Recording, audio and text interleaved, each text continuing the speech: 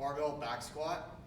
A couple different variations of a barbell back squat being a high bar barbell back squat and a low bar barbell back squat.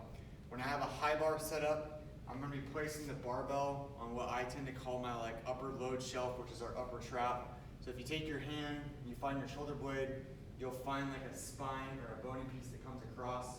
On a high bar, the bar is going to sit up on top of that on your upper trap. On a low bar, it's going to sit down below that. So it kind of depends on what our focus is. If we're doing a low bar, it's going to typically load the back half of my body more than the front half. If I'm doing a high bar, it's typically going to load my quad a little bit more that way. Most people have an issue with the shoulder mobility to get into a low bar, which results in their hands having to go really wide, and then they lose a lot of back tension. So unless you're a power lifter, I tend to have most of my clients squat with a high bar or even using a safety squat bar. So if you have access to a safety squat bar and you have limited shoulder mobility, that guy's going to be your best friend, so we're not cranking on those shoulders into external rotation to get under the bar to create good stability. So lots to talk through here with positional bracing and breathing. A lot of people will really lose the tension in their abs when they go to squat.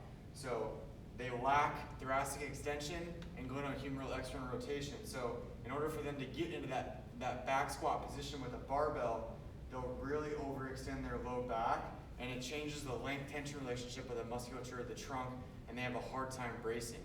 When that happens, I go into an anterior pelvic tilt, so it already places me in more hip flexion than usual. So then when I go to squat, a lot of people will develop irritability on the front side of their hips when they're squatting due to the lack of mobility in the upper half.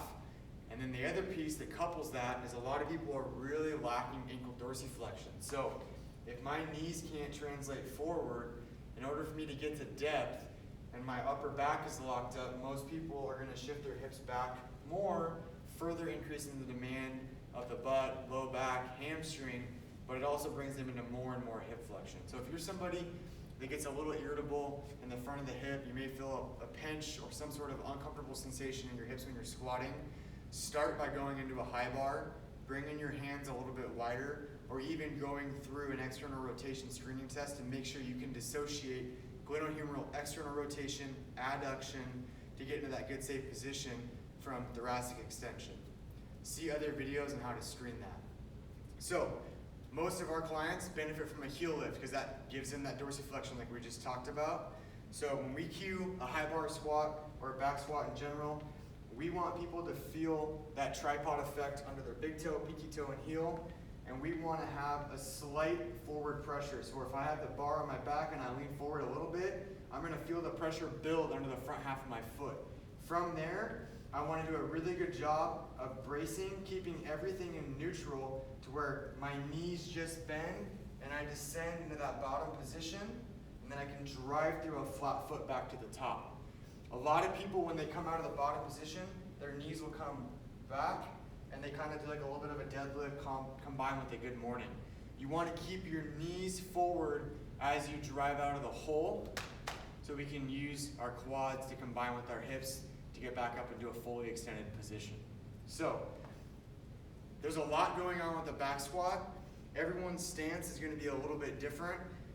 So you do not have to be someone that squats with your feet hip width apart and your toes forward. Find whatever squat position allows you to get into that bottom position the most comfortably in your hips, your knees, and your ankles while keeping an upright torso, because our goal is to, again, use a high bar back squat. And then arm positioning. If you're someone who's really limited in external rotation, you may have a hard time creating tension in your back when you get set up, so you have to get your hands a little bit wider, okay? Most people are going to really benefit from the cue of when I get under the bar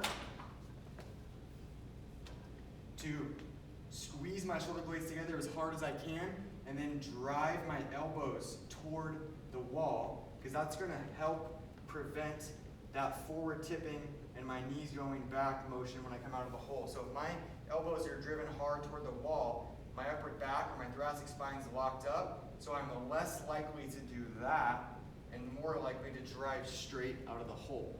Now, if you're someone who has issues with shoulder mobility, driving into that external rotation may be irritable, again, use that safety squat bar or widen your hands out. Another cue is if you have a hard time driving those elbows forward, is you want to squeeze the shoulder blades together and then kind of pull the bar into your back. A lot of people get preoccupied with just trying to stand up when they're doing a squat. We want you all to get really used to trying to push your back into the bar and your feet through the floor at the same time. So you're kind of pressing away from each other to come back into that top position. So, and then the last piece, which I mentioned right at the beginning of the video, is breathing and bracing. So when I get set up, I personally tend to squeeze my shoulder blades back, and I have limited external rotation, so I have a hard time driving my elbows forward. I get cranky shoulders when I do that, so I keep my elbows behind my torso, but I pull the bar into my back. Now, I'm using a heel lift, and when I get set up, I'm checking to make sure that I'm not into this excessive anterior tilt position of my pelvis. So I'm going to close my rib cage down, and then I'm going to breathe out into my belly. So big breath in through my nose, create tension on my abdomen, pressing out into my obliques, pressure forward into my big toe, and then from here, I'm just bending at my knees, going to that bottom position, and then driving back to the top. A lot of people will lose the tension in their abdomen and that brace where they kind of suck in. You want to pretend that you have a belt around your waist that's maybe one notch too loose, and you're trying to breathe out into your obliques or push out into your obliques. Watch this video a couple times. There was a lot of technique that was covered.